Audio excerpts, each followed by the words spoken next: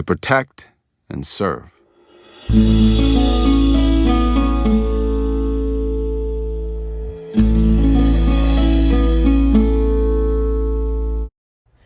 Record-breaking. That's how an attorney describes the $7 million Idaho Springs will pay after a settlement was reached in a federal lawsuit against 3 of the city's officers. The lawsuit alleged Micheal Clark's civil rights were violated last year after officers were seen on body camera tasing and then dragging him across the floor of his apartment complex. One of the officers involved was disciplined internally and then resigned last October. Another, Nicholas Hanning, was sentenced to 2 years probation after pleading guilty to misdemeanor assault back in December. Denver 7's CB Cotton has followed this case closely and reports how the family will be using the civil settlement. What do you want? Body camera video shows Micheal Clark walked to his front door and in a matter of minutes was tased. Now, nearly a year and a half later, good morning, everyone. His attorney and loved ones walked to a podium because they say Micheal Clark can't. He is permanently brain damaged. He cannot cook.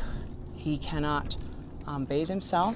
He cannot use the restroom himself. On Wednesday, Clark's attorney, Sarah Schilke, announced a $7 million settlement had been reached in Clark's federal civil rights lawsuit against Idaho Springs PD, 2 of its officers, and a corporal. A settlement like this doesn't happen unless things get really bad, and get quite bad they did. The lawsuit alleged Clark was wrongfully assaulted after officers were shown on body camera tasing the 75-year-old man and then dragging him into the hallway.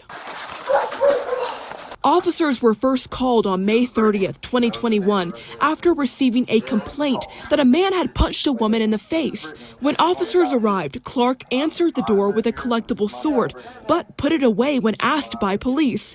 He also denied involvement.